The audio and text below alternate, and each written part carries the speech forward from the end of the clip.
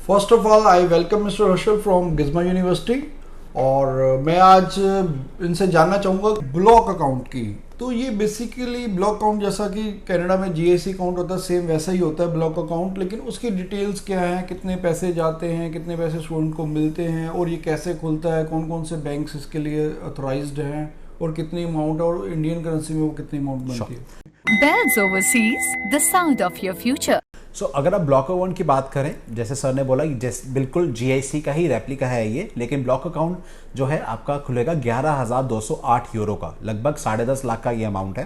Block account का purpose ये है कि आपको हेल्प करता है आपकी लिविंग एक्सपेंसेस को मैनेज करने के लिए। हर महीने जब आप जर्मनी में होंगे, आपका एक जर्मन अकाउंट पहले वहाँ पे खुलेगा, जिसको आपके ब्लॉक अकाउंट के साथ लिंक किया जाता है। जैसे आपका वो अकाउंट एक्टिव होता है, आपको हर महीने आप उस अकाउंट में से 934 यूरोस विड्रॉ कर सकते हो। 934 से ज़्यादा की लिमिट नहीं है। आप 934 पे आते ही वो अकाउंट दोबारा से लॉक हो जाता है और अगले महीने ही, मीन्स सेकेंड मंथ में ही आप दोबारा से विड्रॉल कर सकते हो, राइट। इस तरह से एग्जैक्ट 12 महीने में आपको आपके सारे पैसे वापस आ जाते हैं जो 10.5 लाख आपने जमा करवाया था, सो दैट आपकी लिविंग एक्सपेंसेस उसमें हैम्पर नहीं होती हैं।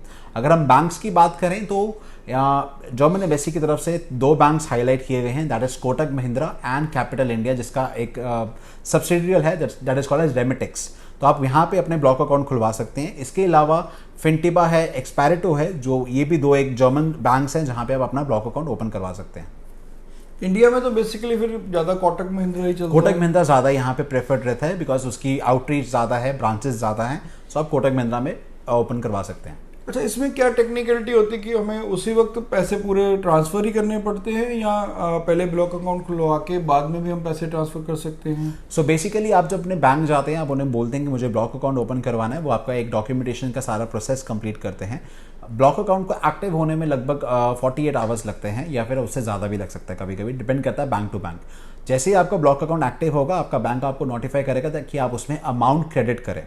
अमाउंट जैसे ही उसमें क्रेडिट होगा 10.5 लाख के अराउंड, आपका जैसे 11,208 यूरो प्रॉपर कन्वर्ट करने के बाद वहाँ पे आ जाएगा, आपका अकाउंट वहाँ उसी डे से स्टार्ट हो जाता है और आपको एक सर्टिफिकेट मिल जाता है जो बोलता है कि आपके अकाउंट में 11,208 यूरो है, which is under block category.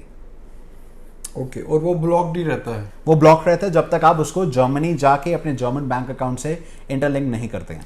In case God forbid अगर किसी बच्चे का नहीं आता, वीज़ा अप्रूवल नहीं आती है, तो फिर इन दैट केस वो कोई डिडक्शंस भी होती हैं या? बेसिकली अगर आपका वीज़ा नहीं आता है तो आप अपना ब्लॉक अकाउंट को कैंसिल करवा सकते हैं। बैंक जो आपको रिडक्शन करेगा वो एज पर कन्वर्जन रेट करता है कि उस टाइम पे क्या कन्वर्जन रेट रहता है। उसमें ये तो नहीं कि जैसे कनाडा में जीआईसी अकाउंट में 10,200 होते हैं, 200 डिडक्ट करके 10,000 आते हैं, ऐसा कोई डिडक्शन तो नहीं होता? सो बेसिक डिडक्शन की अगर बात करें तो बैंक्स आपको अराउंड 300 यूरोस का डिडक्शन करते हैं। अच्छा, 300 यूरोस को करते हैं। ये जो ब्लॉक अकाउंट में अमाउंट होती है, क्या ये जर्मन में ट्रांसफर हो जाती है या भी यहीं रहती है कोटक महिंद्रा? सो बेसिकली जब तक आपका वीज़ा नहीं आता है तब तक ये अमाउंट आपके जो है कोटक महिंद्रा बैंक में ही रहता है। जैसे ही आपका जर्मन अकाउंट वहाँ पे खुलता है तब ये इसके अमाउंट जो है वहाँ पे ट्रांसफर हो जाती है, लेकिन ये अमाउंट आपका ब्लॉक कैटेगरी में ही रहेगा। आपके अकाउंट में डेफिनेटली ये मनी आ जाएगा 11,208, लेकिन आप हर महीने 934 यूरोज ही विड्रॉ कर पाएंगे।